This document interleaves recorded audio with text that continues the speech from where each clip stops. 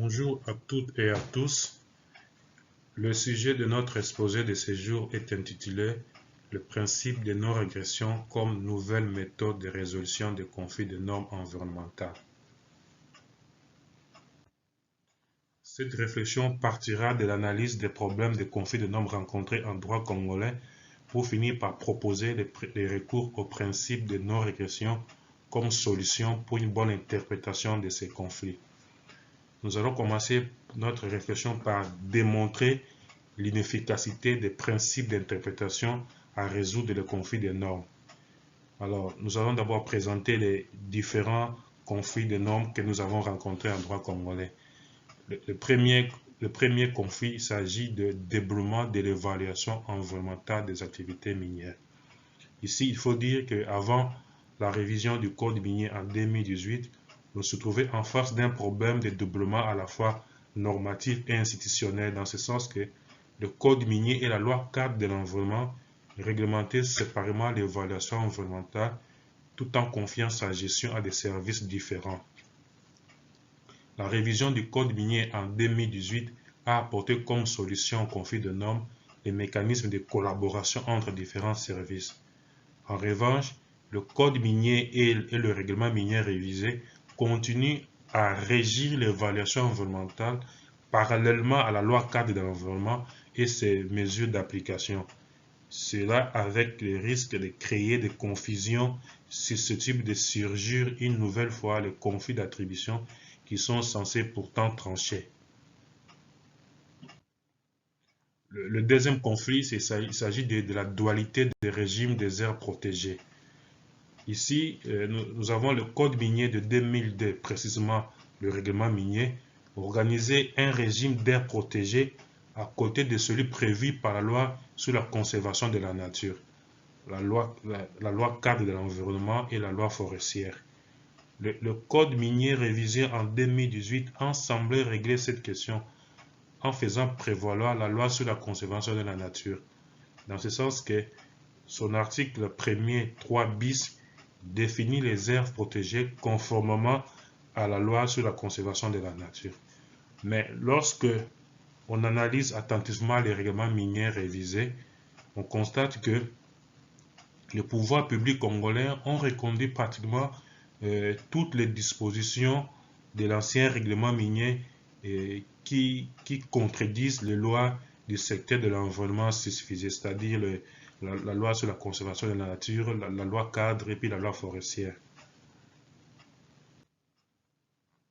Le troisième conflit de normes porte sur la contradiction des fondements de responsabilité civile pour dommages environnementaux.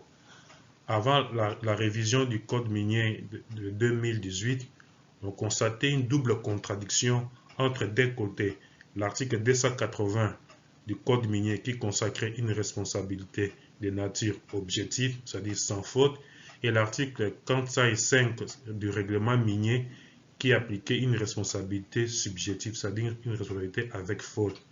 De l'autre côté, entre l'article 280 du Code minier précité et l'article 68 de la loi cadre de l'environnement, laquelle prévoit une responsabilité subjective, c'est-à-dire avec faute. Cette situation a persisté malgré la révision du Code minier. Alors, face à ces problèmes, les conflits de normes, nous avons recouru au principe classique d'interprétation que l'on connaît. Il s'agit d'abord des principes selon lesquels la loi postérieure déroge à la loi antérieure, la loi supérieure déroge à la loi inférieure, et puis la loi spéciale déroge à la loi générale. Mais l'interprétation avec ces principes a donné des solutions susceptibles de controverses doctrinales et qui maintiennent par ailleurs la juxtaposition des normes contradictoires. Alors, nous allons maintenant montrer comment ces problèmes-là se posent, la difficulté que nous avons rencontrée avec ces principes-là à travers les différents conflits de normes que nous avons relevés précédemment. Nous allons commencer par le dédoublement de l'évaluation environnementale. Alors ici, il faut dire que l'interprétation a évolué à deux temps. Avant, la révision et puis après la révision du code minier. Avant la révision du code minier, on était en face de deux interprétations divergentes. La première donnait primauté au droit minier. Ici, le code minier primait sur la loi cadre de l'environnement parce que le code minier était jugé comme une loi spéciale. Et puis la deuxième interprétation donnait primauté au droit de l'environnement. Ici, la loi cadre de l'environnement avait priorité sur le code minier parce que la loi cadre de l'environnement était considérée comme une loi postérieure. Après la révision du code minier en 2018, les législateurs semblaient apporter la solution carton-fond, mais le problème persiste du point de vue formel parce que la loi minière ne délimite pas son champ d'application par rapport à la loi cadre de l'environnement, laquelle continue à réglementer l'évaluation environnementale parallèlement au code minier.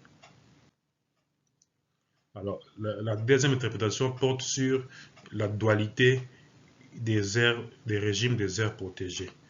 Alors, ici, la contradiction entre le code minier et les lois du secteur de l'environnement porte sur plusieurs mécanismes. Nous avons relevé deux mécanismes principaux. Il s'agit de l'interdiction d'exercer les activités minières dans les aires protégées. Ici, vous allez constater que les lois du secteur de l'environnement interdisent qu'on puisse exercer les activités minières dans les aires protégées. Alors que si vous consultez le code minier, même le règlement minier, on constate que le pouvoir public congolais prévoit la possibilité d'exercer des activités minières dans les aires protégées. Le deuxième mécanisme, il s'agit du déclassement des aires protégées. Les lois du secteur de l'environnement ne permettent pas qu'on puisse déclasser une aire protégée, alors que le règlement minier entrevoit cette possibilité. Alors ici également, lorsqu'on a essayé d'interpréter, on a distingué deux périodes, avant la révision et après la révision du code minier. Avant la révision du code minier, nous avons deux interprétations divergentes. D'abord, la première donnait primauté au droit de l'environnement. Ici, nous avons la loi cadre de l'environnement et la loi sur la conservation de la nature avaient priorité sur le code minier parce que ces lois du secteur de l'environnement étaient postérieures à la loi minière. Et puis, le deuxième cas, c'était la loi cadre de l'environnement et la loi sur la conservation de la nature primée sur le règlement minier parce que les lois du secteur de l'environnement étaient des textes supérieurs au règlement minier qui est un texte réglementaire. Alors, l'autre interprétation donnait primauté au droit minier. Ici, nous avons le code minier face à la loi cadre de l'environnement et la loi cadre de l'environnement. Le code minier avait priorité parce que c'était une loi jugée spéciale, une loi spéciale. Alors, un autre cas, il s'agit du règlement minier face aux lois du secteur de l'environnement. Le règlement minier, quoi qu'il s'agisse d'un texte inférieur, d'un texte réglementaire, alors il y a une interprétation plus pratique, plus pragmatique qui donnait primauté à ces textes-là parce que ces textes étaient jugés plus adaptés à la réalité concrète. Après la révision du code minier intervenue en 2018, il n'y a pas eu de changement. L'interprétation continue à se présenter sous les deux tendances. Alors, la troisième interprétation porte sur le fondement de la responsabilité civile. Ici également, nous avons distingué deux époques, avant la révision du code minier et après la révision du code minier. Alors, avant la révision du code minier, on avait affaire à plusieurs interprétations incompatibles. D'abord, entre le code minier et le règlement minier, on avait ici deux interprétations divergentes. Le code minier d'abord primait sur le règlement minier parce que le code minier était un texte supérieur, étant une loi. Et puis, il y a une interprétation qui donnait primauté au règlement minier face au code minier. Le règlement minier, bien qu'il s'agisse d'un texte inférieur, il a primé parce qu'il était jugé plus adapté à la réalité.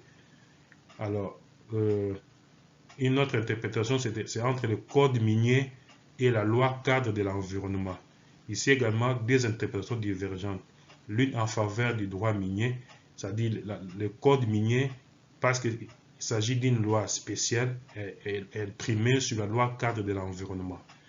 Mais l'autre interprétation en faveur du droit de l'environnement donnait primauté ou priorité à la loi cadre de l'environnement parce que la loi cadre de l'environnement était une loi postérieure à la loi minière. Après la révision du code minier, ces divergences ont persisté. Alors, on a remarqué, on est en face à plusieurs interprétations qui se contredisent. Alors, qu'est-ce qui peut expliquer ça? Nous avons cherché à savoir le motif, les raisons qui expliquent ces interprétations divergentes. Nous avons relevé trois raisons. La première, il s'agit de la controverse sur la valeur normative des principes. Ces principes n'ont pas de force normative, ils ne sont pas obligatoires et puis le juge n'est pas soumis, n'est pas lié à ces principes. La deuxième raison, c'est la contradiction par rapport à leur hiérarchie. Ces principes agissent rarement seuls sur la décision. Ils entrent fréquemment en conflit. La troisième raison, c'est le caractère éphémère des solutions suggérées par ces principes. Ce principe suggère des solutions éphémères qui ne laguent pas le problème à la base du conflit. Le conflit persiste malgré les solutions qu'il propose. Il en résulte donc que ces principes d'interprétation peuvent être inefficaces dans certaines mesures car ils proposent des solutions incompatibles et ne garantissent pas la sécurité juridique. La protection de l'environnement risque d'être affaiblie par la prééminence de certains dispositifs moins contraignants. Alors, face aux faiblesses de ces principes classiques d'interprétation, nous sommes demandés quels principes on peut proposer pour trouver solution en matière environnementale. Alors, nous avons recouru au principe de non-régression, qui est un nouveau principe de droit de l'environnement. Alors, avec ces principes de non-régression, on assistera à la remise en cause des principes classiques d'interprétation.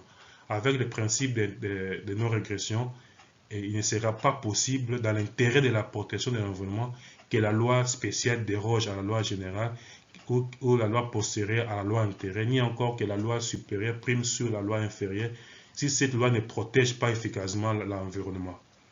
La dérogation ne peut être tolérée que si elle constitue une amélioration dans le sens d'une progression par rapport à la loi préexistante. Le niveau de la protection de la loi serait donc les critères de référence au juge pour résoudre le conflit de normes. En tant que tel, le principe de non-régression se présente comme un principe correcteur. Il est un principe correcteur des principes directeurs classiques. Il vient réguler leur excès et combler leurs lacunes. Il fournirait donc un apport important dans le domaine de l'interprétation de normes.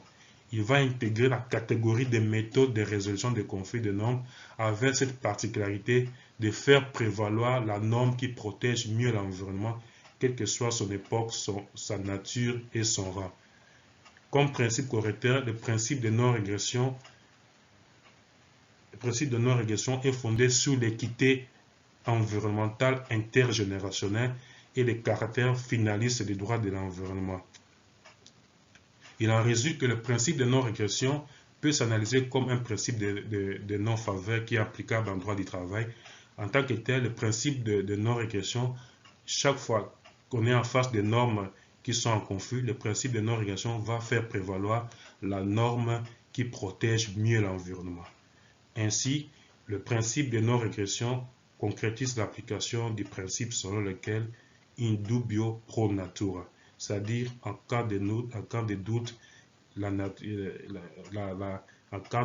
c'est la loi qui protège mieux la nature, qui garantit mieux la nature qui doit primer. Alors, le principe de non-régression, c'est un principe novateur qui contribue à la protection de l'environnement. C'est un principe qui va révolutionner le domaine de l'interprétation. Il va intégrer le principe des catégories de principes d'interprétation, avec cette particularité de faire prévaloir la norme qui protège mieux l'environnement. Merci de votre attention, je vous remercie.